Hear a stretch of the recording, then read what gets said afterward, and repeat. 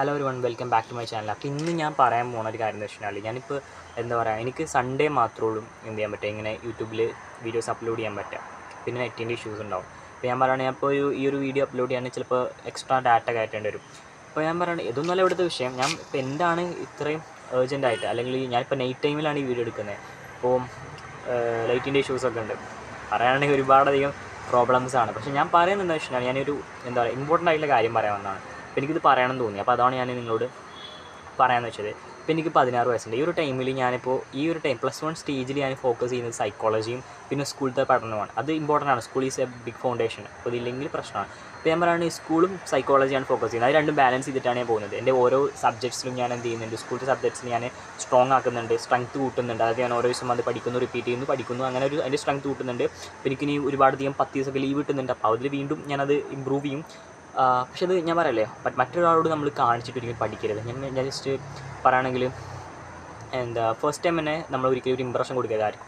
ഞാൻ എൻ്റെ സ്കൂളിലെ ദിവസങ്ങളൊന്നും ഫസ്റ്റത്തെ യൂണിറ്റ് ടെസ്റ്റ് എക്സാമിനൊന്നും പോയിട്ടില്ല. കാരണം വെച്ചാൽ ഞാൻ സൈലൻ്റായിട്ട് പഠിക്കുന്നത് എനിക്കിഷ്ടം. കാരണം ആൾക്കാരായിട്ട് ഞാൻ വലിയ പഠിപ്പാണെന്നും പറയുന്നത് എനിക്കിഷ്ടമല്ല. പക്ഷേ നമ്മൾ എന്തായിരിക്കും സൈലൻ്റായിട്ട് പഠിച്ച് നമ്മുടെ ആൾക്കാരുടെ മുമ്പിൽ പറഞ്ഞെടുക്കരുത്. ഞാൻ ഇന്നതാവും അതൊന്നും പറഞ്ഞിരിക്കരുത്. നമ്മൾ ജസ്റ്റ് സൈലൻ്റായിട്ട് പോകും. ഞാനതാണ് ചെയ്യാൻ പോകുന്നത്. എൻ്റെ സ്കൂളിലത്തെ പഠനങ്ങൾ ഞാൻ ഒരു ഭാഗത്ത് കൊണ്ടുപോകും. എന്നിട്ട് എനിക്ക് കാണിക്കണം എൻ്റെ സ്കൂള്.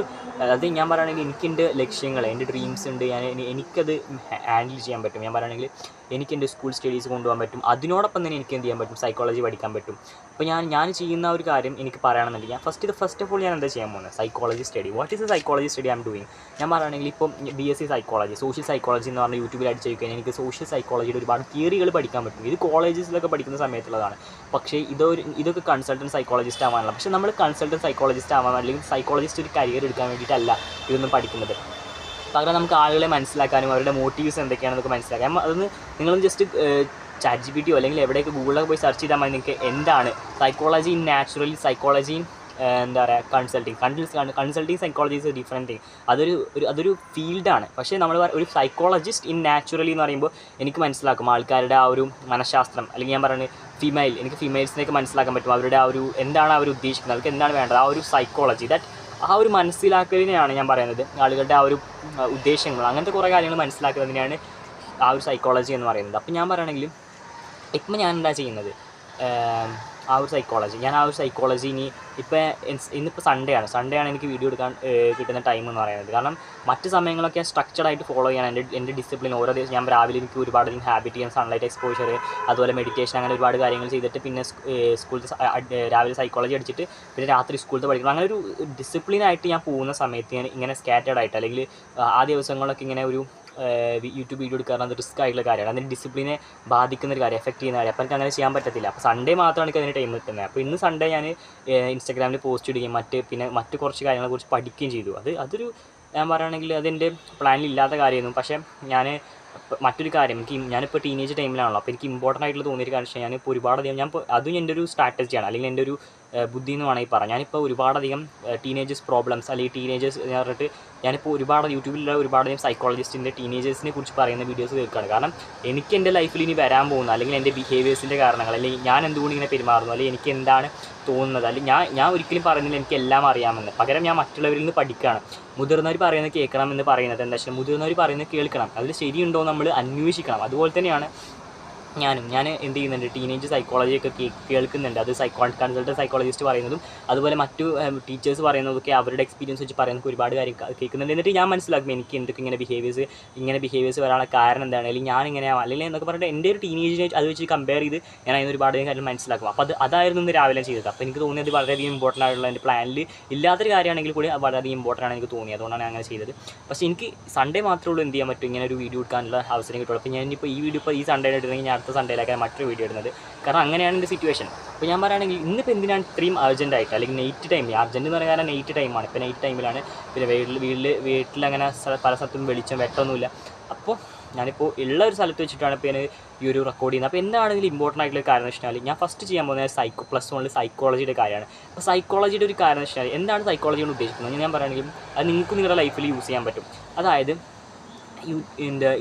ChatGPT എടുക്കുക, അല്ലെങ്കിൽ ഗൂഗിൾ അത് വർക്ക് ചെയ്യില്ല എന്ന് തോന്നുന്നു. ChatGPT അല്ലെങ്കിൽ ജെമിനി അത് രണ്ട് ഏതെങ്കിലും ഒരു AI എടുത്തിട്ട് നിങ്ങൾ ചോദിക്കുക ഗിവ് എ സൈക്കോളജി തിയറി. അതായത് നിങ്ങളൊരു സൈക്കോളജി തിയറി മനസ്സിലാക്കുക. ലൈക്ക് ഞാൻ പറയുകയാണെങ്കിൽ ഇപ്പോൾ നമ്മൾ ഒരാളെ ഇത് കാര്യം മിറർ ചെയ്യുന്ന സമയത്ത്, ഒരാളുടെ ഐക്കോണായിട്ട് ഇടുന്ന സമയത്ത്, അയാളുടെ ബോഡി ലാംഗ്വേജ് മിറർ ചെയ്ത് സംസാരിക്കുന്ന സമയത്ത് ആളുകൾക്ക് കൂടുതൽ ഫ്രണ്ട്ലി ആയിട്ട് ഇതും ട്രസ്റ്റ് ചെയ്യാൻ തോന്നും. അപ്പോൾ ഞാൻ ഈ തിങ്കളാഴ്ച സ്കൂളിൽ ചെല്ലുന്ന സമയത്ത് അതൊന്ന് ട്രൈ ചെയ്യാൻ പോവാണ്.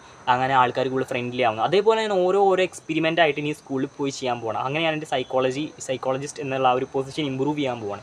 അതാണ് നീ ചെയ്യാൻ പോകുന്ന ഒരു ട്രിക്ക് എന്നാണ്. അപ്പോൾ അങ്ങനെ +1 കഴിയുന്ന സമയത്ത് ഞാൻ സൈക്കോളജിയിൽ അടിപൊളിയായിട്ടിരിക്കും. നല്ല സൈക്കോളജിസ്റ്റ്, ഒരു പക്ക സൈക്കോളജിസ്റ്റ്, പക്ഷേ ഒരു കൺസൾട്ടൻ്റ് അല്ല, അതായത് നമ്മൾ കൗൺസിൽ ചെയ്യുന്ന സൈക്കോളജിസ്റ്റ് അല്ല, പകരം നല്ല പക്കായിട്ടുള്ള സൈക്കോളജിസ്റ്റ്, ആളുകളൊക്കെ മനസ്സിലാക്കാൻ കഴിയുന്ന ഒരാളായിട്ട് ഞാൻ മാറിയിട്ടുണ്ട്. വലിയ ആളുകൾ കുറച്ചുകൂടി അതുപോലെ എൻ്റെ സോഷ്യൽ ഇൻ്റലിജൻസ്, സാമൂഹിക ബുദ്ധിയൊക്കെ വളരെ എനിക്ക് ആളുകൾ ടീനേജേഴ്സായിട്ട് പെട്ടെന്ന് ഫ്രണ്ട്ലി ആകാൻ പറ്റും, ഗേൾസിനോടൊക്കെ സംസാരിക്കാൻ പറ്റും. അങ്ങനെ ഒരുപാട് അച്ചീവ്മെൻറ്റ്സ് എനിക്ക് ഉണ്ടാക്കിയെടുക്കാം. സോ അങ്ങനെ ഒരു രീതിയിലാണ് ഞാനിപ്പോൾ ഇതിനെ പ്ലാൻ ചെയ്തിരിക്കുന്നത്. അപ്പോൾ ഞാൻ പറഞ്ഞല്ലോ പ്ലാൻ എന്ന് വെച്ചാൽ ഇതെന്തിനാണ് പറഞ്ഞു വെച്ചാൽ ഞാനിങ്ങനെ എന്നെക്കുറിച്ച് പറഞ്ഞ വലിയ പൊക്കിയടിക്കുന്നല്ല, പകരം ഇത് നിങ്ങളുടെ ലൈഫിൽ നിങ്ങൾ യൂസ് ചെയ്യുകയാണെങ്കിൽ ഇറ്റ്സ് പക്ക അടിപൊളിയായിരിക്കും. അപ്പോൾ എന്തുകൊണ്ടെന്ന് വെച്ചാൽ ഞാനിപ്പോൾ ഒരു ദിവസം ഞാനൊരു സൈക്കോളജി യൂസ് ചെയ്തു. ഞാനൊരു ദിവസം ബസ്സിൽ യാത്ര ചെയ്യുന്ന സമയത്ത് ഞാൻ ഒരാൾക്ക് സീറ്റ് കൊടുത്തു. അപ്പോൾ അയാൾക്ക് സീറ്റ് കൊടുത്ത സമയം ആ സമയത്ത് എനിക്ക് ആരെങ്കിലും എന്നോട് സംസാരിക്കണം എന്ന് എനിക്ക് ആഗ്രഹം ഉണ്ടായിരുന്നു, പക്ഷേ ആരോട് സംസാരിച്ചിരുന്നില്ല. അപ്പോൾ പിന്നെ ഞാനൊരു എൻ്റെ സ്കൂളിൽ സ്പോർട്സിന് പോകണം, എനിക്കൊരു തേങ്ങ അറിയില്ല എവിടെ സ്പോർട്സ് എടുക്കാൻ അങ്ങനെ സംഭവങ്ങളൊന്നും. അപ്പോൾ ഞാൻ എന്ത് ചെയ്യുന്നു വെച്ചാൽ ഒരാൾക്ക് സീറ്റ് കൊടുത്തു, അവൻ പറഞ്ഞ വിധത്തിലേക്ക്. അപ്പോൾ അവന് സീറ്റ് വേണം ഞാൻ ചോദിച്ചു, അല്ലെങ്കിൽ അവൻ എന്നോട് ചോദിച്ചു. സംഭവം എന്താ വെച്ച് കഴിഞ്ഞാൽ അവൻ എന്നോട് ചോദിച്ചാണ് സത്യം പറഞ്ഞാൽ. അങ്ങനെ അവൻ എന്നോട് ചോദിച്ചിട്ട് ഞാൻ എന്ത് സീറ്റ് മാറി കൊടുത്തു. അപ്പോൾ അവൻ ഇങ്ങോട്ട് ചോദിക്കാൻ തുടങ്ങി കാര്യങ്ങൾ. അപ്പോൾ ഞാൻ പറയാൻ തുടങ്ങി. പിന്നെ അവിടെ ഞങ്ങൾ നല്ല പരിചയം ഉണ്ടായി. അങ്ങനെ ഞാൻ ഇന്നൊരു സൈക്കോളജി മനസ്സിലാക്കി. നമ്മൾ ഒരാൾക്കൊരു കാര്യം ചെയ്യുന്ന സമയത്ത് അയാൾക്ക് നമ്മളോടൊരു ഒരു കടപ്പാട് ഫീൽ ചെയ്യും. അപ്പോൾ അതിനനുസരിച്ച് അല്ലെങ്കിൽ നമുക്ക് ഒരു പെർമിഷൻ കിട്ടും, നമുക്ക് അയാളോട് ചോദിക്കാം. സാധാരണ നമ്മൾ പേടിയായിരിക്കും, നമുക്ക് അയാളോട് ചോദിക്കാൻ പറ്റില്ലേ, അങ്ങനെ ഒരു പേടിയായിരിക്കും. പക്ഷേ നമ്മളൊരാളുടെ ഹെൽപ്പ് ചെയ്യുന്ന സമയത്ത് നമുക്ക് അയാളോട് ചോദിക്കാനുള്ള ഒരു പെർമിഷൻ കിട്ടും. നമ്മൾ അയാൾക്ക് ചെയ്തല്ലോ, അതുകൊണ്ട് തന്നെ അയാൾ നമ്മളോട് കുറച്ചുകൂടി പോസിറ്റീവായിട്ടായിരിക്കും ബിഹേവ് ചെയ്യുന്നത്. അപ്പോൾ നമ്മളങ്ങനെ ആ ഒരു പ്രഡിക്ഷൻ നമുക്ക് ചെയ്യാൻ പറ്റും. സൈക്കോളജി പറഞ്ഞാൽ ഇതന്നെ, നമുക്ക് കൂടുതലായിട്ട് പ്രഡിക്റ്റ് ചെയ്ത് കാര്യങ്ങൾ ചെയ്യാൻ പറ്റും. ഞാൻ പറയുകയാണെങ്കിൽ 2 സൈക്കോളജി തിയറി ഉണ്ട്. ഒന്നാമത്തെയാണ് ആട്രിബ്യൂഷൻ എന്ന് പറഞ്ഞാൽ ഞാൻ പറയുകയാണെങ്കിൽ ഇപ്പോൾ എനിക്കിപ്പോൾ ഓർമ്മ കിട്ടുന്നില്ല പോലും. ആട്രിബ്യൂഷൻ എന്ന് പറഞ്ഞാൽ ഇപ്പോൾ ഞാൻ പറയുകയാണെങ്കിൽ വേണ്ട, കോഗ്നിറ്റീവ് ഡിസോർഡൻസ് തിയറി ഇല്ല. കോഗ്നിറ്റീവ് ഡിസോർഡൻസ് തിയറി എന്ന് പറഞ്ഞാൽ നമ്മുടെ മൈൻഡിൽ ഒരു കാര്യം എന്ന് പറഞ്ഞാൽ കളവ് പറയാൻ പാടില്ല എന്നാണ്. അല്ലെങ്കിൽ മറ്റൊരു കാര്യം എന്ന് വെച്ചാൽ സത്യം മാത്രമേ പറയൂ. അല്ലെങ്കിൽ നമ്മൾ ജസ്റ്റ് നമുക്ക് 2 ചിന്തകളുണ്ട്. ഒന്ന് പറഞ്ഞാൽ നമ്മുടെ ചിന്തകൾ പറയുന്നത് എന്താണെന്ന് വെച്ചാൽ പ്രണയിക്കരുതെന്നാണ്. അപ്പോൾ പക്ഷേ നമ്മൾ പ്രവർത്തിക്കുന്നത് പ്രണയിക്കാണ്. അപ്പോൾ നമുക്ക് രണ്ടും പാടെ ഒരു 2 എഗെയിൻസ്റ്റ് ആയിട്ടുള്ള തോട്ടുകൾ വരുന്ന സമയത്ത്, ഇത് എക്സാമ്പിളാണ്, 2 എഗെയിൻസ്റ്റ് ആയിട്ട് വരുന്ന സമയത്ത് നമ്മുടെ മൈൻഡിന് അസ്വസ്ഥത തോന്നും. അപ്പോൾ നിങ്ങൾക്ക് വേണമെങ്കിൽ ഒന്ന് ChatGPT അല്ലെങ്കിൽ അവിടെയൊക്കെ ചോദിച്ചാൽ പറ്റും. അപ്പോൾ ഞാൻ പറയുന്നത് ഇപ്പോൾ എനിക്ക് ഓർമ്മ കിട്ടുന്നില്ല എന്താണെന്നറിയില്ല, വീഡിയോ എടുക്കുന്ന സമയം കൊണ്ടാക്കാൻ. അപ്പോൾ ഞാൻ പറഞ്ഞ കോഗ്നിറ്റീവ് ഡിസോർഡൻസ് തിയറി അല്ലെങ്കിൽ ആട്രിബ്യൂഷൻ, ഈ 2 തിയറീസ് ഉണ്ട്. അപ്പോൾ ഈ 2 തിയറികളിൽ നമുക്ക് ആ ഒരു തിയറി നമുക്ക് പഠിക്കുന്ന സമയത്ത് ഇത് സോഷ്യൽ സൈക്കോളജിയിലെ തിയറിയാണ്. അപ്പോൾ നമുക്ക് പഠിക്കുന്ന സമയത്ത് നമുക്ക് ഇതിൻ്റെ കൺസെപ്റ്റ് മനസ്സിലാവും, നമുക്കത് മനസ്സിലാവും. പക്ഷെ നമ്മൾ കുറച്ച് കഴിഞ്ഞത് മറക്കും, മനസ്സിലായോ? അപ്പോൾ അങ്ങനെ മറക്കാതിരിക്കാൻ ഒരു കാര്യം, അല്ലെങ്കിൽ ആ ഒരു സൈക്കോളജി എങ്കിലും യൂസ് ചെയ്യാം എന്നുള്ളത് ഞാൻ അതൊരു നോളേജാണ്, തിയറിയാണ്, ഒരു കൺസെപ്റ്റാണ് നമ്മൾ അതിനെക്കുറിച്ച് പഠിക്കുന്ന സമയത്ത്. പക്ഷേ ഞാൻ പറയുകയാണെങ്കിൽ ആ ഒരു കൺസെപ്റ്റ് എങ്ങനെ യൂസ് ചെയ്യാൻ പറ്റും നമ്മൾ റിയൽ ലൈഫിൽ അത് ഞാൻ പറയുകയാണെങ്കിൽ ഞാനൊരു സൈക്കോളജി പഠിച്ചു, സോഷ്യൽ സൈക്കോളജി. ഏതെങ്കിലും ഒരു സംഭവത്തിൽ ഒരു ആക്സിഡൻറ്റ് പറ്റിക്കഴിഞ്ഞാൽ ആൾക്കാർ വിചാരിക്കും അയാൾ രക്ഷിക്കും, ഇയാൾ രക്ഷിക്കും, മറ്റേ രക്ഷിക്കുന്നു. അപ്പോൾ ഞാനൊരു ദിവസം ഇങ്ങനെ റോഡിൽ കൂടി നടന്നു പോകണം. ആ സ്പോർട്സിൻ്റെ ടൈമിൽ റോഡിൽ കൂടി നടന്നു പോകുമ്പോൾ എനിക്കൊരു പരിചയക്കാരുണ്ടായിരുന്നു, എൻ്റെ ഫ്രണ്ട്. അപ്പോൾ ഞാൻ അവൻ്റെ കൂടെ നടന്നു പോകുന്ന സമയത്ത് ഒരു സ്കൂട്ടർ മറിഞ്ഞിരുന്നു ആ സ്ഥലത്ത്. അപ്പോൾ ഞാൻ അവനോട് ചോദിച്ചു, നീ ഇത് വിചാരിച്ച് മറ്റാരെങ്കിലും വന്നത് പൊക്കും, അല്ലെങ്കിൽ മറ്റാരെങ്കിലും വന്നിട്ട് അതിൽ എടുത്ത് മാറ്റും, അല്ലെങ്കിൽ ശരിയാക്കും എന്നല്ല നീ വിചാരിച്ചപ്പോൾ അവൻ അതേ എന്ന് പറഞ്ഞു. അതേ ഒരു സെയിം കാര്യം തന്നെ ഞാനും വിചാരിച്ചത്. അപ്പോൾ എനിക്കത് മനസ്സിലായി, ആ ഒരു സിറ്റുവേഷൻ വെച്ചിട്ട് ഞാൻ അതിനെ മനസ്സിലാക്കിയെടുത്തു. ഇതുപോലെ നിങ്ങൾ പഠിക്കുന്ന ഓരോ സൈക്കോളജി വെച്ചിട്ട് അതിൻ്റെ ബിഹൈൻഡ് ആയിട്ടുള്ള റീസൺസ് നിങ്ങൾ മനസ്സിലാക്കും. ആ റിയൽ ലൈഫിൽ നിങ്ങൾക്ക് യൂസ് ചെയ്യാൻ പറ്റും. അവിടെയാണ് റിയൽ ലൈഫ് ആപ്ലിക്കേഷൻസ് വരുന്നത്. പക്ഷേ ഞാൻ ആ ഒരൊറ്റ വഴി മാത്രമല്ല, എനിക്ക് 2 വഴിയിലാണ് ഇപ്പോൾ സൈക്കോളജി മാസ്റ്ററി അല്ലെങ്കിൽ സൈക്കോളജി പഠിക്കാൻ പോകുന്നത്. ഒന്നാമത്തെ വഴി എന്ന് പറഞ്ഞു കഴിഞ്ഞാൽ അതിങ്ങനെ അണ്ടർസ്റ്റാൻഡ് ചെയ്യും, ഓരോ സോഷ്യൽ തിയറികൾ ഓരോന്ന് പഠിച്ചിട്ട് അത് ലൈഫിൽ മനസ്സിലാക്കാനുള്ള പരിപാടി. രണ്ടാമത്തെ പരിപാടി എന്ന് വെച്ചാൽ ഓരോ എക്സ്പെരിമെൻറ്റുകൾ ചെയ്യുക. ഞാൻ പറയാം കുറച്ചുകൂടി ക്ലോസ് ആയിട്ടിരിക്കുക. ഞാൻ പറയാം ഇപ്പോൾ ഞാൻ പറയുന്നത് മറ്റൊരു കാര്യം വെച്ചാൽ നമ്മളിപ്പോൾ ഇന്ന കാര്യം ചെയ്യുകയാണെങ്കിൽ എനിക്കൊന്നും ഓർമ്മ കിട്ടുന്നില്ല സത്യം പറഞ്ഞാൽ ഈ ഒരു ടൈമിൽ. പക്ഷേ നമ്മൾ ഓരോ എക്സ്പെരിമെൻറ്റ് ചെയ്യുകയാണെങ്കിൽ, ഞാൻ പറയുകയാണെങ്കിൽ ഒരാളോട് കുറച്ച് ഒരു തമാശ പറഞ്ഞ് തുടങ്ങുന്ന സമയത്ത് അങ്ങനെ സൈക്കോളജിക്കലായിട്ടുള്ള ഓരോ തിയറികൾ ഉണ്ടാവും. അതിനനുസരിച്ച് ഞാനത് പ്രാക്ടിക്കലായിട്ട് അപ്ലൈ ചെയ്താൽ എന്ത് സംഭവിക്കും. ആ ഒരു എക്സ്പെരിമെൻറ്റുകൾ ഞാനിപ്പോൾ ഒരു ചെറിയ നോട്ട് ബുക്കിൽ അല്ലെങ്കിൽ ചെറിയൊരു ഒരു കീസ് പോലത്തെ ഒരു സാധനത്തിൽ എഴുതി വെച്ചിട്ടുണ്ട്. കീസ് മീൻസ് ഒരു ചെറിയ നോട്ട് പാഡിൽ ഞാൻ എഴുതി വെച്ചിട്ടുണ്ട്. അത് ഇനി സ്കൂളിൽ പോയിട്ട് തന്നെ അപ്ലൈ ചെയ്യാൻ പോകണം. അത് വെച്ചിട്ട് ഞാൻ എന്ത് ചെയ്യും, ഞാനത് വെച്ചിട്ട് എന്തൊക്കെ വർക്ക് ചെയ്യും. ഞാൻ വൈകുന്നേരം വരും, ഈവനിങ്ങിൽ വന്നിട്ട് ഞാൻ ChatGPTയോട് പറയും എന്തൊക്കെ വർക്ക് ചെയ്യും, എന്തൊക്കെ വർക്ക് ചെയ്യില്ല, അല്ലെങ്കിൽ എന്തൊക്കെ കാര്യങ്ങളാണ് എനിക്ക് ചെയ്യാൻ പറ്റുക, അല്ലെങ്കിൽ ഇങ്ങനെ ഇത് ഉപയോഗിച്ചാൽ കുറച്ചുകൂടി ബെറ്ററാണ്, അല്ലെങ്കിൽ ഇത് ഒരു നല്ല അടിപൊളി ട്രിക്കാണ് എന്നൊക്കെ പറഞ്ഞ് ഞാൻ എൻ്റെ സൈക്കോളജിക്കലായിട്ടുള്ള ലെവൽ ഞാൻ ഇമ്പ്രൂവ് ചെയ്തുകൊണ്ടിരിക്കും. അങ്ങനെ +1 കഴിയുന്ന സമയത്ത് നല്ല രീതിക്ക് എക്സ്പെരിമെൻറ്റ് ചെയ്തിട്ടുള്ള നല്ല രീതിക്ക് ഒരു നാച്ചുറൽ സൈക്കോളജിസ്റ്റായി ഞാൻ മാറും. അതാണ് എൻ്റെ പ്ലാൻ. അപ്പോൾ അതും നിങ്ങൾക്ക് യൂസ് ചെയ്യാൻ പറ്റും. ഞാൻ പറയുകയാണെങ്കിൽ 2 വേസ് ഉണ്ട്. ഞാൻ പറയുകയാണെങ്കിൽ അതിനെക്കുറിച്ചുള്ളൊരു ഐഡിയ ഡിസ്ക്രിപ്ഷനിൽ കൊടുക്കാം. അപ്പോൾ നിങ്ങൾക്ക് കുറച്ചുകൂടിയും അതൊന്ന് കണക്ട് ചെയ്യാൻ പറ്റും എന്താണ് ഞാൻ ഉദ്ദേശിക്കുന്നതെന്ന്. അപ്പോൾ ഞാൻ മെയിനായിട്ട് ഇന്ന് പറയാൻ വന്ന കാര്യം എന്ന് വെച്ചാൽ കോഡിങ് പ്ലസ് ആർട്ടിഫിഷ്യൽ ഇൻ്റലിജൻസ് ആണ്. അത് ഇനി ഫ്യൂച്ചർ എന്ന് പറയുന്നത് ആർട്ടിഫിഷ്യൽ ഇൻ്റലിജൻസിൻ്റെ കയ്യിലാണ്. ഇപ്പോൾ ഞാൻ പറയുകയാണെങ്കിൽ ഇൻസ്റ്റാഗ്രാമിലേക്ക് ഒരുപാടധികം AI റീൽസാണ്. അതുപോലെ തന്നെ ഇന്നിപ്പോൾ ChatGPT കുറിച്ചുള്ള ഒരുപാട് ന്യൂസസ് വരുന്നുണ്ട്. അപ്പോൾ ഞാൻ പറയുകയാണെങ്കിൽ നമുക്കും ഇപ്പോൾ ഇൻസ്റ്റാഗ്രാമിൽ നല്ല രീതിക്ക് ഫോളോവേഴ്സ് കിട്ടാൻ അല്ലെങ്കിൽ വ്യൂസ് കിട്ടാൻ വേണ്ടി ലൈക്സ് കിട്ടാൻ വേണ്ടി നമുക്ക് എന്ത് ചെയ്യാൻ പറ്റും, എൻ്റർടൈൻമെൻറ്റ് കോണ്ടൻറ്റ്സ് ഉണ്ടാക്കാൻ പറ്റും. എങ്ങനെ ഉണ്ടാക്കാൻ പറ്റും? നമുക്ക് AI യൂസ് ചെയ്യാൻ നന്നായിട്ട് അറിയാമെങ്കിൽ, നമുക്ക് AI യൂസ് ചെയ്ത് നല്ല രീതിയിൽ റീൽസ് ഉണ്ടാക്കാൻ പറ്റുമെങ്കിൽ നമുക്ക് എന്ത് ചെയ്യാൻ പറ്റും, ആ ഒരു കാര്യം ചെയ്യാൻ പറ്റും. ഞാൻ പറയുകയാണെങ്കിൽ ഞാൻ കോഴ്സ് പ്രൊവൈഡ് ചെയ്യുന്നതല്ല, എനിക്കങ്ങനെ AI വെച്ചിട്ട് റീൽസ് ക്രിയേറ്റ് ചെയ്യാൻ പറ്റും എന്ന് പറഞ്ഞിട്ട് നോർമലി പറയുകയാണെങ്കിൽ എനിക്കത് വയ്ക്കില്ല. പക്ഷേ ഞാൻ പറയുന്നത് എന്താണെന്ന് വെച്ച് കഴിഞ്ഞാൽ ഞാനൊരു അവയർനെസ് തരിക എന്നുള്ളൊരു നിലയ്ക്ക് മാത്രമാണ് ഈ ഒരു കാര്യത്തെക്കുറിച്ച് അർജൻറ്റായിട്ട് പറയാൻ വന്നത്. ഞാൻ പറയുന്നത് ഇപ്പോൾ ഈ ഒരു കാലത്ത് ഏറ്റവും കൂടുതൽ ചാൻസ് ഉള്ളതെന്ന് വെച്ചാൽ ആർട്ടിഫിഷ്യൽ ഇൻ്റലിജൻസിനാണ്, AIക്കാണ്, അതുപോലെ തന്നെ കോഡിങ്ങിനുമാണ്. ഞാൻ പറയാൻ നിങ്ങൾ കോഡിങ് പഠിക്കുകയാണെങ്കിൽ മക്കളെ നിങ്ങൾക്ക് ഹൈ ലെവറേജ് സ്കില്ലാണത്. ഞാൻ പറയാൻ സ്പെൻഡ് ചെയ്യണം. ഏറ്റവും മോസ്റ്റ്ലി വേണ്ടതെന്ന് വെച്ചാൽ ഡിസിപ്ലിനാണ്. കൺസിസ്റ്റൻ്റ് ആയിട്ട് വർക്ക് ചെയ്യാൻ പറ്റണം. 10 ഹവർ അല്ലെങ്കിൽ ഒരു 8 ഹവർ ഇതൊന്നും ജസ്റ്റ് വെറുതെ പറയല്ല. ഇതെങ്ങനെ ചെയ്യുമെന്ന് വെച്ചാൽ ജസ്റ്റ് ഹൈലി ഡിസിപ്ലിൻഡ് ആയിരിക്കണം. അത് ഡിസിപ്ലിൻ എന്നുള്ളൊരു സ്കില്ല് ഉണ്ടെങ്കിൽ മാത്രമേ ഈ ഒരു സ്കില്ലിലേക്ക് നമുക്ക് പോകാൻ പറ്റുള്ളൂ. അതെന്താണെന്ന് വെച്ച് കഴിഞ്ഞാൽ ഡിസിപ്ലിൻ ഒരു സ്കില്ലായിട്ടൊരു ക്വാളിറ്റി ആയിട്ട് എടുക്കാൻ പറ്റും. പക്ഷേ ഞാൻ പറയാൻ ഡിസിപ്ലിൻസ് അതൊരു ട്രെയിൻഡ് തിങ്ങാണ്. നമ്മൾ വീണ്ടും ചെയ്ത് നമ്മളത് സ്ട്രോങ് ആക്കി എടുക്കണം. ഇപ്പോൾ ഞാൻ പറയുകയാണെങ്കിൽ ഇപ്പോൾ ഞാൻ കോഡിങ് നിങ്ങളൊരു 5 മണിക്കൂറൊക്കെ പറഞ്ഞ് കോഡിങ് നിങ്ങൾ ഓരോ ടൈമിൽ കോഡിങ് എടുത്ത് ഒരു ബേസിക് ജാവ പൈത്തൺ എന്നൊക്കെ പറഞ്ഞ് ഒരുപാട് കോഡിങ്ങിനെ കുറിച്ച് പഠിച്ചിട്ട് നിങ്ങളൊരു ആപ്പ് ഡെവലപ്പ് ചെയ്തു, വെബ്സൈറ്റ് ഡെവലപ്പ് ചെയ്തു, ഇതൊക്കെ പോസിബിളാണ്. ഗസ് എന്തുകൊണ്ട് വെച്ചാൽ ഞാൻ സ്റ്റെപ്പ് പറഞ്ഞുതരാം. നിങ്ങൾ യൂട്യൂബ് എടുക്കുകയാണ്, യൂട്യൂബിൽ എടുത്തിട്ട് ഒരുപാടധികം ട്യൂട്ടോറിയൽസ് ഉണ്ട്, കോഡിങ്ങിൻ്റെ ട്യൂട്ടോറിയൽസ്. അത് കണ്ടിട്ട് നിങ്ങൾ സെൽഫ് സ്റ്റഡി ചെയ്യാനായിട്ട് റെഡി ആയിരിക്കണം. നിങ്ങൾ ആ ഒരു കോഡിങ് സെൽഫ് സ്റ്റഡി ചെയ്യാതെ ഞാൻ പറയുകയാണെങ്കിൽ എൻ്റെ കുടുംബത്തിലെ ഒരാൾ ഇതേപോലെ ട്രൈ ചെയ്യുന്നുണ്ട്. പക്ഷേ അയാൾക്ക് പറ്റിയിട്ടില്ല കോഡിങ് ഇതേപോലെ പഠിക്കാൻ. സോ ഞാൻ പറയുന്നത് കോഡിങ് അങ്ങനെ പഠിക്കുന്നത് ഒരു സിമ്പിളായിട്ടുള്ള കാര്യം എന്ന് പറയാൻ പറ്റില്ല. It's tough. അതിൻ്റേതായ റിസ്ക് ഉണ്ട്. നമ്മൾ കൂടുതൽ എഫേർട്ട് എടുത്തിട്ട് ഫോക്കസ് ചെയ്തിട്ട് നമ്മുടെ ഇൻ്റലിജൻസ് യൂസ് ചെയ്തിട്ട് നമ്മൾ കോഡിങ് പഠിക്കുക. I M believing in myself. എനിക്ക് കോൺഫിഡൻസ് ഉണ്ട് എനിക്കത് ചെയ്യാൻ പറ്റുന്നു. അതുകൊണ്ടാണ് ഞാൻ പറയുന്നത് ഫ്യൂച്ചറിൽ coding is powerful leverage skill. ഇപ്പം നിങ്ങൾക്ക് നല്ല രീതിക്ക് കോഡിങ് സ്കില്ലുണ്ടെന്നുണ്ടെങ്കിൽ ഞാൻ പറയാം, നിങ്ങൾ കോഡിങ്ങിൽ മാസ്റ്റർ ചെയ്തിട്ടുണ്ടെങ്കിൽ നിങ്ങൾ 1 വർഷം 2 വർഷം ഇൻവെസ്റ്റ് ചെയ്യും നിങ്ങളുടെ കോഡിങ് സ്കില്ലിൽ. ഞാൻ പറഞ്ഞു നിങ്ങൾക്ക് നല്ല രീതിക്ക് ഇൻകം കിട്ടുന്ന കമ്പനീസിൽ നിങ്ങൾക്ക് ജോബ് കിട്ടും. ഒരു ജോബ് വേണ്ടവർക്കാണ് ഞാൻ പറയുന്നത്. നല്ല ഇൻകം കിട്ടുന്ന കമ്പനിയിൽ നിങ്ങൾക്ക് ജോബ് കിട്ടും. Coding is A powerful skill. Coding ആണ് ഞാൻ പറയാം, നിങ്ങൾക്ക് എന്ത് സ്കില്ലിൽ കോഡിങ്ങിൽ നല്ല രീതിക്ക് ഫോക്കസ് ചെയ്യാൻ നോക്കുക. നിങ്ങൾ കോഡിങ് ഒരു കമ്പ്യൂട്ടർ എടുത്തിട്ട് അതിൽ ഓരോ കാര്യങ്ങളും കോഡിങ്ങിനെ കുറിച്ച് പഠിക്കാൻ നോക്കാം. പക്ഷേ മെയിനായിട്ട് ഞാനിവിടെ കോഡിങ്ങിനെ കുറിച്ച് പറയാനുള്ളത്, പക്ഷേ അത് കോഡിങ് ഈസ് വെരി ഇമ്പോർട്ടൻറ്റ്. അതായത് പറഞ്ഞു ഞാൻ ഫസ്റ്റ് പറയുന്നത് കോഡിങ്ങാണ്. കോഡിങ് നല്ല രീതിക്ക് ഇമ്പോർട്ടൻ്റ് ആയിട്ടുള്ള കാര്യമാണ്. മറ്റേതെന്ന് വെച്ചാൽ ആർട്ടിഫിഷ്യൽ ഇൻ്റലിജൻസ്. ഞാൻ പറഞ്ഞല്ലോ ChatGPT ഞാൻ പറഞ്ഞിട്ടില്ല ഒന്നും. ഞാൻ സൈക്കോളജിയെ കുറിച്ചാണ് പറഞ്ഞത്. അത് മറ്റൊരു വീഡിയോയിലാണ്, ഞാൻ ഡിലീറ്റ് ചെയ്തു. അപ്പോൾ ഞാൻ പറയുകയാണെങ്കിൽ ഈ artificial intelligence ChatGPT, DeepSeek, Gemini, Claude, Perplexity, അതുപോലെ തന്നെ മെറ്റ AI, അതുപോലെ ഒരുപാടധികം AI ആപ്ലിക്കേഷൻസ് ഉണ്ടെന്ന്. ഞാൻ ഇൻസ്റ്റാഗ്രാമിൽ നിന്ന് AI ഫീച്ചർ ഉണ്ട്. ഞാനിപ്പോൾ ഒന്നുകൂടി നോക്കിയാണത് ആ ഒരു AI ഫീച്ചർ. അതുപോലെ തന്നെ അത് മെറ്റ AI ഫീച്ചറാണ്. അതുപോലെ വാട്സപ്പിലുള്ള ഫീച്ചർ. അങ്ങനെ ഒരുപാടധികം ഞാൻ പറയുന്നത് മോസ്റ്റ്ലി നമ്മൾ AI രണ്ടായിട്ട് ഡിസൈഡ് ചെയ്യാം, രണ്ടായിട്ട് ക്ലാസിഫൈ ചെയ്യാം. ഒന്നാമത്തെ കാര്യം എന്ന് വെച്ച് കഴിഞ്ഞാൽ AI കൺസ്യൂമിങ് ക്രിയേറ്റിംഗ്. അതായത് ഞാൻ പറയുകയാണെങ്കിൽ അതിൻ്റെ ഒരു ഉദാഹരണം പറയുകയാണെങ്കിൽ ഞാനിപ്പോൾ എൻ്റെ ഒരു പ്രോംപ്റ്റ് ഞാൻ കൊടുക്കുകയാണ്, ഒരു ഫിലോസഫിക്കൽ കോട്ട് ഞാൻ കൊടുക്കുകയാണ്. ഒരു ഫിലോസഫിക്കലായിട്ട് ഒരു വാക്ക് പറഞ്ഞു, ആ ഒരു വാക്കിന് ഒരു ഇമേജ് ആയിട്ട് ക്രിയേറ്റ് ചെയ്യുക. അല്ലെങ്കിൽ ഞാൻ ChatGPT പോയിട്ട് പറഞ്ഞു ഒരു പെന്നിൻ്റെ ഇമേജ് ക്രിയേറ്റ് ചെയ്യാൻ പറ്റുന്നു. അപ്പോൾ ChatGPT ക്രിയേറ്റ് ചെയ്തു. ഇതാണെന്ന് വെച്ചാൽ ഞാനൊരു പ്രോംപ്റ്റ് കൊടുത്തു പെൻ എന്നുള്ളത്. പക്ഷേ ChatGPT എന്ത് ചെയ്തു, ആ ഒരു പ്രോംപ്റ്റ് വെച്ചിട്ട് പെന്ന് ക്രിയേറ്റ് ചെയ്തു. ആ ഒരു ക്രിയേഷൻ ഞാൻ കൺസ്യൂം ചെയ്യണം. ഞാൻ അവിടെ കൺസ്യൂം ചെയ്യാൻ പ്ലസ് ക്രിയേറ്റിംഗ് ചെയ്യണം. അതാണ് പറഞ്ഞത്. ഒരു ChatGPT എന്നൊരു ആപ്ലിക്കേഷൻ ഞാൻ കൺസ്യൂം ചെയ്തു. അത് വെച്ചിട്ട് ഞാനൊരു പെന്നിൻ്റെ ഇമേജ് ക്രിയേറ്റ് ചെയ്തു. അത് ഞാൻ ഇൻസ്റ്റാഗ്രാമിൽ കൊണ്ടുപോയി പോസ്റ്റ് ചെയ്തു. ആൾക്കാർ ലൈക്ക് കിട്ടും. ഇവിടെ ഞാൻ എന്ത് റിസൾട്ട് ഞാൻ ഉണ്ടാക്കിയെടുത്തത്. അതുപോലെ തന്നെ അല്ലെങ്കിൽ ഞാൻ പറയുന്നത് ഒരാൾ ഒരു ആപ്ലിക്കേഷൻ DeepSeek ഉപയോഗിച്ചു ഒരു റീൽ ഉണ്ടാക്കാൻ വേണ്ടിയിട്ട് അയാളത് എഡിറ്റ് ചെയ്തു. അതായത് ChatGPT ഉപയോഗിച്ചിട്ട് ChatGPT അല്ല AI ഉപയോഗിച്ചിട്ട്, അത് DeepSeek ആവാം, അത് റീൽസൊക്കെ ഉണ്ടാക്കുന്ന AI ഉപയോഗിച്ചിട്ട് പിന്നെ ഒരു വോയിസ് മോഡൊക്കെ സെറ്റ് ചെയ്ത് എന്ത് ചെയ്തു, അത് അടിപൊളിയായിട്ട് റീൽസ് ഉണ്ടാക്കാൻ തുടങ്ങി. ആൾക്കാരെ ലൈക്ക് ചെയ്യാൻ തുടങ്ങി. ഇവിടെ റിസൾട്ട് ഉണ്ടാകാൻ തുടങ്ങി. കുറച്ചുകൂടിയും ഫെയിം കിട്ടാൻ തുടങ്ങി. അതായത് നമ്മൾ അറിഞ്ഞുകൊണ്ടുള്ള ഫെയിം അല്ല, പക്ഷേ നമ്മുടെ കോണ്ടൻറ്റ്, നമ്മുടെ എൻ്റർടൈൻമെൻറ്റ്സിൽ ഫെയിം കിട്ടാൻ തുടങ്ങി. അപ്പോൾ അതാണ് ഞാൻ ഉദ്ദേശിക്കുന്നത് നിങ്ങൾക്ക്. അപ്പോൾ അതിന് കൺസ്യൂമിങ് പ്ലസ് ക്രിയേഷൻ ആണ്. നമ്മൾ ഒരു കാര്യത്തിന് വേണ്ടി ഒരു ക്രിയേഷൻ, ഇൻസ്റ്റാഗ്രാം റീൽ അല്ലെങ്കിൽ എന്തിൻ്റെയൊക്കെ ഒരു കൺസ്യൂം ചെയ്യും. നമ്മുടെ ഒരു ആപ്ലിക്കേഷൻ കൺസ്യൂം ചെയ്യുക. ജസ്റ്റ് DeepSeek അല്ലെങ്കിൽ ChatGPT കൺസ്യൂം ചെയ്തിട്ട് ക്രിയേറ്റ് ചെയ്തതിന് കൺസ്യൂമേഷൻ പ്ലസ് ക്രിയേഷൻ പറയും. പക്ഷേ നമ്മൾ ഇവിടെ വേറെ ക്രിയേഷൻ പറയാൻ പറ്റും. അത് എക്സ്ട്രീം ക്രിയേഷനാണ്. അത് നമ്മൾ ഇപ്പോൾ ഒരു ChatGPT തന്നെ ഉണ്ടാക്കിയാലോ അടിപൊളിയായിരിക്കില്ലേ? പക്ഷേ അത് പോസിബിൾ അല്ല. ChatGPT ഉണ്ടാക്കുന്നതാണ് ഒരുപാട് ടീമും ഒരുപാടധികം കാര്യങ്ങളൊക്കെ ഉള്ളത് വെച്ചല്ലേ. ഞാൻ ജസ്റ്റ് ഒരു ഫിക്ഷനായിട്ട് അതിനെ പറയാം. ഞാൻ പറയുകയാണെങ്കിൽ നമ്മൾ ഒരാൾക്ക് നമുക്ക് അത്രയും വലിയ AI ഉണ്ടാക്കാൻ പറ്റിയില്ല, ഒരു മിനിമൽ AI എങ്കിലും നമുക്ക് ഉണ്ടാക്കാൻ പറ്റും. ഞാൻ പറയാം, കോഡിങ് പഠിച്ച ആൾക്ക് ഒരു മിനിമം ആയിട്ട് ഗെയിം ഉണ്ടാക്കാൻ പറ്റില്ലേ? എത്ര ആൾക്കാർ അങ്ങനെ ഉണ്ടാക്കിയിട്ടുണ്ട്. അപ്പോൾ കോഡിങ് പഠിച്ച ഒരാൾക്ക് മിനിമം ആയിട്ടുള്ളൊരു എന്ത് ചെയ്യാൻ പറ്റും, ഒരു മിനിമം ആയിട്ടുള്ളൊരു AI ഉണ്ടാക്കാൻ പറ്റും. എനിക്ക് ഞാനത് വിശ്വസിക്കുന്നുണ്ട്. ഒരു മിനിമം ആയിട്ടുള്ള ഒരു AI ഉണ്ടാക്കാൻ പറ്റും. മിനിമം ഒരു മോഡൽ AI ഉണ്ടാക്കാൻ പറ്റും. അങ്ങനത്തെ ഒരു മിനിമം മോഡൽ AI ഉണ്ടാക്കാൻ പറ്റും കോഡിങ് പഠിച്ചാൽ.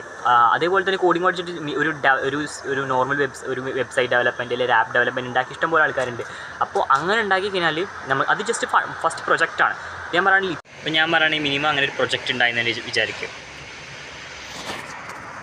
ഒരു AI വെച്ചുള്ള പ്രൊജക്റ്റ് നമ്മൾ ഉണ്ടാക്കി. അതായത് നമ്മൾ കോഡിങ്ങൊക്കെ പഠിച്ചു, ഒരുപാട് AI ഒക്കെ ഒരുപാട് ഉപയോഗിച്ചു. നമ്മൾ നമുക്ക് ChatGPT അതുപോലെ ക്ലൗഡ് പല ആപ്ലിക്കേഷൻസ് ഉപയോഗിച്ചിട്ടുള്ള എക്സ്പീരിയൻസ് എന്നൊക്കെ പറഞ്ഞ് അതൊക്കെ നമ്മൾ നേടിയിട്ട് ശേഷം നമ്മളൊരു മിനി പ്രൊജക്റ്റ്, ഒരു മിനി AI നമ്മൾ ഉണ്ടാക്കിയെടുത്തു എന്ന് വിചാരിക്കും.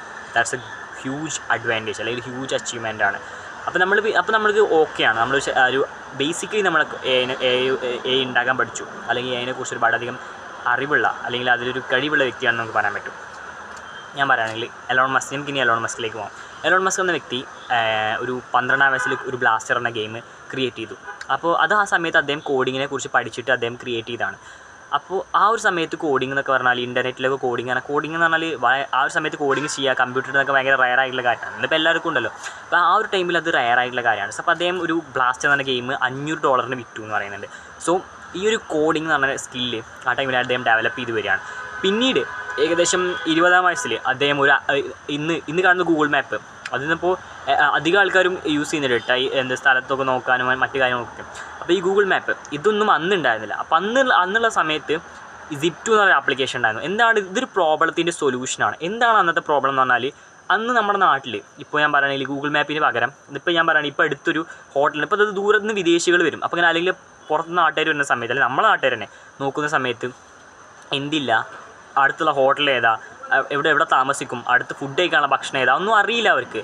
അപ്പോൾ മസ്ക് ചിന്തിച്ചു, ഇങ്ങനൊരു ഇത് നല്ല ഐഡിയ അല്ലേ. കാരണം ഇപ്പോൾ ഞാൻ പറയുകയാണെങ്കിൽ ഒരുപാടധികം ഇൻഫോർമേഷൻസ് ഇവിടെ അടുത്ത് അവിടെ അവർ പോയിട്ട് അല്ലെങ്കിൽ അവരെ ഒരുപാടധികം ന്യൂസ് പേപ്പറുകൾ സംഘടിപ്പിച്ചിട്ട് അവിടുത്തെ ഒരുപാടധികം ഇൻഫോർമേഷൻസ് ന്യൂസ് പേപ്പറിൽ ഒരുപാടധികം സ്ഥലങ്ങൾ, അങ്ങനെ അവർ നല്ല സ്ട്രാറ്റജിക്കായിട്ട് അവിടുത്തെ സ്ഥലങ്ങളുടെ നമ്പറുകൾ, ആ സ്ഥലം ഏത് സ്ഥലത്താണ്, അതിൻ്റെ ലൊക്കേഷന്, അതൊക്കെ അവർ ഇൻക്ലൂഡ് ചെയ്തൊരു ആപ്ലിക്കേഷൻ നിർമ്മിച്ചു. അതാണ് Zip2 എന്ന് പറയുന്നത്. വലിയ കമ്പനിയായി. പിന്നെ ചിലപ്പോൾ അതിലേക്ക് മിസ്റ്റേക്ക് പറ്റാൻ ഞാൻ പറഞ്ഞില്ല. പക്ഷേ ആ Zip2 പറഞ്ഞ വലിയ കമ്പനിയായി. അതിനുശേഷം അത് വിറ്റ സമയത്ത് $30 മില്യൺ $30 മില്യൺ എലോൺ മസ്കിന് കിട്ടി. അപ്പോൾ ഇവിടെ എലോൺ മസ്കിനെ കുറിച്ച് ഞാൻ പറയാൻ കാരണം വെച്ചാൽ ആ ഒരു കോഡിംഗ് എന്ന് പറഞ്ഞ സ്കില്ല് 12-ാം വയസ്സിൽ പഠിച്ചെടുത്ത ആ ഒരു സ്കില്ല്, ഒരു ബ്ലാസ്റ്റർ എന്ന ഗെയിം ക്രിയേറ്റ് ചെയ്ത സ്കില്ല് പിന്നീട് 20-ാം വയസ്സിൽ അത് ഒരു പ്രോബ്ലത്തിനുള്ള സൊല്യൂഷനായിട്ട് എന്ത് ചെയ്യാൻ പറ്റി, കൺവേർട്ട് ചെയ്യാൻ പറ്റി. അത് കാരണം അദ്ദേഹത്തിന് $30 മില്യൺ ക്രിയേറ്റ് ചെയ്യാൻ പറ്റി. അവിടെ ഞാൻ പറയുന്ന പോയിന്റ്, നിങ്ങളിപ്പോൾ ഒരു ആർട്ടിഫിഷ്യൽ ഇൻ്റലിജൻസിനെ കുറിച്ച് പഠിച്ചൊരു ചെറിയ പ്രൊജക്റ്റ് ഉണ്ടാക്കിയാൽ കൂടെ ഭാവിയിൽ നിങ്ങളൊരു സൊല്യൂഷൻ കണ്ടെത്താനുള്ള സ്ഥിതിയിലേക്ക് എത്തും. പക്ഷേ ഞാൻ പറയാം, മോസ്റ്റ്ലി നിങ്ങളൊരു പ്രോബ്ലം, ഞാൻ പറയാം ബിസിനസ് എന്ന് പറയുമ്പോൾ നിങ്ങൾ ജസ്റ്റ് ഒരു പെട്ടെന്ന് പോയിട്ട് സ്റ്റാർട്ടപ്പ് എടുത്തരുത്. കുറച്ച് ഞാൻ പറയുകയാണെങ്കിൽ കുറച്ച് പൈസ അവിടുന്ന് പറഞ്ഞാൽ ബിസിനസ് പോയി സ്റ്റാർട്ട് ചെയ്യാൻ തുടങ്ങിയത്. ഞാൻ ജസ്റ്റ് ആദ്യം ചെയ്യാൻ ഒരു പ്ലാൻ ഉണ്ടായിരിക്കണം, ഒരു സ്ട്രാറ്റജി ഉണ്ടായിരിക്കണം. ആദ്യം നിങ്ങളൊരു പ്രോബ്ലത്തിനുള്ള സൊല്യൂഷൻ കണ്ടെത്തണം. ഇവിടെ ഞാൻ പറയാം, ഒരു പ്രോബ്ലത്തിനുള്ള സൊല്യൂഷൻ നിങ്ങൾ കണ്ടെത്തണം. അപ്പോഴേ അതൊരു പ്രൊഡക്റ്റായി മാറുന്നു, അല്ലെങ്കിൽ സർവീസായി മാറുന്നുള്ളൂ. ഒരു പ്രോബ്ലത്തിനുള്ള സൊല്യൂഷൻ നിങ്ങൾ കാണണം. എന്നിട്ട് അതിൽ ബിസിനസ്സിൽ പറയുകയാണെങ്കിൽ ഒരുപാടധികം ടാക്ടിക്സ് ഉണ്ട്. അപ്പോൾ അതൊക്കെ ഞാൻ പറയുകയാണെങ്കിൽ ജസ്റ്റ് കുറച്ചുകൂടിയും പോഡ്കാസ്റ്റുകൾ കേൾക്കുന്നതാണ് അതിൻ്റെ. പക്ഷേ എനിക്ക് മൊത്തത്തിൽ എക്സ്പ്ലെയിൻ ചെയ്യാൻ പറ്റില്ല. പക്ഷേ അതിലൊരു വഴി മാത്രമാണ് പറയുന്നത്, ഒരു പ്രോബ്ലത്തിനുള്ള സൊല്യൂഷൻ കണ്ടെത്തുക. അതാണ് ബിസിനസ്. ആ ഒരു പ്രോബ്ലത്തിൽ സൊല്യൂഷൻ കണ്ടെത്തിയിട്ട് അത് സെല് ചെയ്യുക, ഒരു പ്രൊഡക്റ്റോ അല്ലെങ്കിൽ ഒരു സർവീസോ സെല് ചെയ്യുക. അപ്പോൾ ഇവിടെ ഞാൻ പറയാൻ കാരണം ഇപ്പോൾ ഇതേപോലെ അന്ന് എലോൺ മസ്ക് Zip2 സെല് ചെയ്തു. പിന്നെ മറ്റൊരു പ്രോബ്ലം കണ്ടുപിടിച്ചു, ആൾക്കാർക്ക് പേയ്മെൻറ്റ് എന്തുകൊണ്ട് ഓൺലൈനിൽ ചെയ്തുകൂടാ. അങ്ങനെ അദ്ദേഹത്തിൻ്റെ ആ ഒരു തിങ്കിങ് സ്റ്റൈൽ, പ്രോബ്ലത്തിനെ കാണാൻ, അതാണ് നമുക്ക് കൾട്ടിവേറ്റ് ചെയ്യേണ്ടത്. It is just entrepreneur thinking. Okay, പക്ഷേ ഞാൻ അവിടെ പോയിൻ്റ് എൻ്റർപ്രണേഴ്സിനെ കുറിച്ച് മാത്രമല്ല പറയുന്നത്. ഞാൻ പറയുകയാണെങ്കിൽ ആർട്ടിഫിഷ്യൽ ഇൻ്റലിജൻസിനെ കുറിച്ച് നിങ്ങൾ പഠിക്കുക. ദാറ്റ് ഈസ് ഇനി ഫ്യൂച്ചറിൽ നിങ്ങൾക്ക് ഹൈ ലെവറേജ് ആയിട്ടുള്ള പേയിങ് ജോബ്സ് കിട്ടണമെന്നുണ്ടെങ്കിൽ, ഞാൻ പറയുന്നത് നല്ല രീതിക്ക് നിങ്ങൾക്ക് ഒരു ജോബ്സ് കിട്ടണമെന്നുണ്ടെങ്കിൽ നിങ്ങൾ ഇപ്പോൾ ഞാൻ പറയുകയാണെങ്കിൽ എല്ലാവരും ട്രഡീഷണൽ ആയിട്ടുള്ള കാര്യങ്ങളെ ഫോക്കസ് ചെയ്യുന്നത്, ലൈക്ക് ഫിസിക്സ്, കെമിസ്ട്രി, ബയോളജി എന്നൊക്കെ പറഞ്ഞാൽ. ഇപ്പോൾ +1 എടുക്കുകയാണെങ്കിൽ നമുക്ക് അത് 10ാം ക്ലാസ് വരെയാണ്. പക്ഷേ +1 എടുക്കുകയാണെങ്കിൽ ജസ്റ്റ് ഓരോ ഹ്യൂമാനിറ്റീസ് ഉണ്ടാവും, കൊമേഴ്സ് ഉണ്ടാവും, കമ്പ്യൂട്ടർ സയൻസ്, ഇങ്ങനെ കുറച്ച് ഒരു സബ്ജക്ട്സാണ്. ഇതൊക്കെ ഞാൻ പറയാം, ഇതൊക്കെ ട്രഡീഷണലായിട്ട് ഞാൻ പറയുകയാണെങ്കിൽ +1 എൻ്റെ ബിസിനസ് സ്റ്റഡീസ് സിലബസ്, അതിപ്പോൾ എത്രയോ കാര്യങ്ങൾ അപ്ഡേറ്റ് ആയിട്ട് ബിസിനസ്സിൽ വന്നിട്ടുണ്ട്. പക്ഷേ അതൊക്കെ ബിസിനസ് സ്റ്റഡീസ് എന്ന syllabus is A traditional syllabus. അതെന്ന് അപ്ഡേറ്റ് ചെയ്താണെന്ന് അറിയില്ല. പക്ഷേ അതിൻ്റെ ഒരു രീതിയിൽ അത് പോയിക്കൊണ്ടിരിക്കുന്നുണ്ട്. പക്ഷേ ഞാൻ പറയുന്ന ബിസിനസ് അത് മാത്രമല്ലല്ലോ. ബിസിനസ് അതിൽ പറയുന്നുണ്ടോ പ്രോബ്ലത്തിനുള്ള സൊല്യൂഷൻ ആണെന്നൊക്കെ? ഇല്ല, പറയുന്നുണ്ടാവില്ല. പക്ഷേ ഞാൻ അതാ പറയുന്നത്, ഇതൊക്കെ ഒരുപാടൊക്കെ അപ്ഡേറ്റ് ചെയ്യാനുള്ളതാണ്.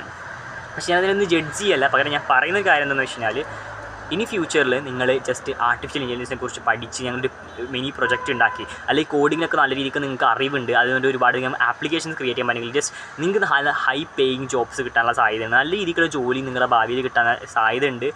അതാണ് കാരണം ഞാൻ പറയാം ആ 2 സ്കില്ല് നിങ്ങൾക്ക് ഇവനൊരു സർട്ടിഫിക്കറ്റ് ഇല്ലെങ്കിൽ കൂടെ നല്ല ആർട്ടിഫിഷ്യൽ ഇൻ്റലിജൻസ് കോഡിംഗ് എന്ന് പറഞ്ഞാൽ അടിപൊളി സ്കില്ലാണ്. അത് ബിൽഡ് ചെയ്യണം. അത് അടിപൊളിയായിരിക്കും. കാരണം ഞാനിപ്പോൾ അതാ എൻ്റെ +2 ടൈമിൽ ഞാൻ അതാണ് കൂടുതൽ ഫോക്കസ് ചെയ്യുന്നത്. ഒരു PC ഇട്ടിട്ട് എങ്ങനെയായാലും കോഡിംഗ് ആയാലും ആർട്ടിഫിഷ്യൽ ഇൻ്റലിജൻസ് AI ആയാലും നല്ല രീതിക്ക് പഠിച്ചെടുക്കും. കാരണം എനിക്കറിയാം അതിൻ്റെ ഒരു ഓപ്പർച്യൂണിറ്റി ഇന്ന് ഇൻഡസ്ട്രിയിലുള്ള ഇന്ന് ഈ ഒരു വേൾഡ് ടൈമിലുള്ള ആ ഒരു ഓപ്പർച്യൂണിറ്റി എനിക്ക് ഇനിയാണെങ്കിൽ മുംബൈയിലോ അല്ലെങ്കിൽ വിദേശത്ത് എവിടെ വേണമെങ്കിൽ പോയി ജോയിൻ ചെയ്യാൻ പറ്റും. അത്ര ഹൈ ലെവറേജ് സ്കില്ലാണ്. ഞാൻ അത്ര ഗ്യാരണ്ടി ചെയ്ത് പറയാൻ പറ്റും ആർട്ടിഫിഷ്യൽ ഇൻ്റലിജൻസ്. അത് കാരണം ഫ്യൂച്ചറിൽ ആർട്ടിഫിഷ്യൽ ഇൻ്റലിജൻസ് ഡെവലപ്പ് ചെയ്തുകൊണ്ട് ഇരിക്കുകയാണ്. കാരണം ഞാൻ പറയും ഇന്ന് ChatGPT ഉണ്ട്, ഇനി നാളെ എന്തൊക്കെ വരുന്ന ആർക്കറിയാം. അപ്പോൾ നമ്മളായിരിക്കട്ടെ അതിലൊരു അതിൽ ക്രിയേഷൻ്റെ ഒരു ഭാഗം നമുക്ക് കിട്ടട്ടെ ലക്ഷങ്ങളും കോടികളൊക്കെ. സോ ഞാൻ പറയുന്നത് just we need to high leverage jobs. നമ്മൾ നോർമലായിട്ടുള്ള ജോബ്സ് ഞാൻ പറയാം ബിസിനസ് തന്നെ തുടങ്ങണം എന്ന് ഞാൻ പറയുന്നില്ല. എത്ര ആൾക്കാർക്ക് ബിസിനസ് തുടങ്ങണം, വലിയ പൈസക്കാരൻ ബിസിനസ് തുടങ്ങണമെന്നൊന്നുമില്ല. നിങ്ങൾക്ക് ഹൈ പേയിങ് ജോബ്സ് കിട്ടും. കാരണം നിങ്ങൾ പക്ക സ്കിൽസ് നിങ്ങളുടെ കയ്യിലുണ്ട്. കോഡിംഗ് ഉണ്ട്, നല്ല രീതിക്ക് ആർട്ടിഫിഷ്യൽ ഇൻ്റലിജൻസിനെ കുറിച്ച് അറിവുണ്ട്, പ്രൊജക്ട്സ് ഉണ്ട്. അതാണ് വേണ്ടത്. നിങ്ങൾക്ക് പക്ക അപ്പോൾ നിങ്ങൾക്ക് പിടിച്ച് നിൽക്കാൻ പറ്റും. നിങ്ങൾക്ക് ഒരു ബിസിനസ് ഇല്ലെങ്കിൽ നിങ്ങൾക്ക് പെട്ടെന്ന് നല്ല ജോലി ലക്ഷങ്ങളും കാര്യങ്ങളൊക്കെ ഉണ്ടാക്കാൻ പറ്റും. എന്താ കാരണം നിങ്ങൾക്ക് നല്ല ഹൈ ലെവറേജുള്ള സ്കിൽസ് ഉണ്ട്. സ്കിൽസ് കമ്പനികൾക്ക് ആവശ്യമുണ്ട്. മനസ്സിലായോ? പിന്നീട് നിങ്ങൾക്ക് നല്ല രീതിക്ക് പൈസയൊക്കെ ഉണ്ടെങ്കിൽ നിങ്ങൾക്ക് ഒരു ബിസിനസ് തുടങ്ങാൻ പറ്റും. പിന്നെ ബിസിനസ് എന്ന് പറഞ്ഞാൽ എടുത്ത് ചാടി ചെയ്യേണ്ട ഒരു കാര്യമല്ല. ഞാൻ പറഞ്ഞല്ലോ ഒരുപാട് സ്ട്രാറ്റജി വേണം, പ്ലാനിങ് വേണം, ഫെയിലിയേഴ്സിനെ നേരിലുള്ള ഗഡ്സ് വേണം. അതിനപ്പുറം എന്ത് വേണമെന്ന് വെച്ചാൽ ഒരു പ്രോബ്ലത്തിനുള്ള സൊല്യൂഷൻ ആയിരിക്കണം. പിന്നെ ഞാൻ പറയുകയാണെങ്കിലും ബിസിനസ്സിൽ അക്കൗണ്ട് തന്നെ ഉണ്ട്. എവിടെയാണ് എനിക്ക് ഇന്നത് തയ്ച്ചത്, എത്രയാണ് എനിക്ക് ഇവിടെ നഷ്ടം സംഭവിച്ചതെന്നൊക്കെ പറഞ്ഞാൽ അക്കൗണ്ട് തന്നെ ഉണ്ട്. ബിസിനസ് ഈസ് എന്താ പറയുക ഒരുപാടധികം ഫാക്ടേഴ്സുള്ളൊരു കാര്യങ്ങളാണ്. നിങ്ങൾക്ക് പഠിക്കുകയാണെങ്കിൽ ഒരുപാട് പഠിക്കാനുണ്ട് പ്രാക്ടിക്കലായിട്ട്. അത് ചെയ്തിട്ട് ജസ്റ്റ് അതൊക്കെ ഞാൻ പറഞ്ഞാൽ ബിസിനസ് ചെയ്താൽ തന്നെ കുറച്ച് പെർസെൻറ്റേജ് ആൾക്കാരെ രക്ഷപ്പെടുള്ളൂ. അതെന്തെങ്കിലും ആവട്ടെ, നമുക്ക് അതിലേക്ക് പിന്നെ വരാം. ഞാൻ പറയുന്നത് മോസ്റ്റ്ലി ഇമ്പോർട്ടൻറ്റ് ഹൈ ലെവറേജ് സ്കില്ലുണ്ടാവും. ഹൈ ലെവറേജ് ആയിട്ടുള്ള കോഡിങ് ആർട്ടിഫിഷ്യൽ ഇൻ്റലിജൻസ് സ്കില്ലുണ്ടാവും. So that is important. കാരണം ഇന്ന് ടെക്നോളജി ഇത്തിരി അഡ്വാൻസ്ഡ് ആണ്. 2025 സെപ്റ്റംബർ 28 ഞാൻ പറയുന്നത് സൺഡേയിൽ. അപ്പോൾ ഞാൻ പറയാണ് നിങ്ങൾ മോസ്റ്റ്ലി ഇത് ഫോക്കസ് ചെയ്തോളൂ. Artificial intelligence plus coding. Okay fine, thank you.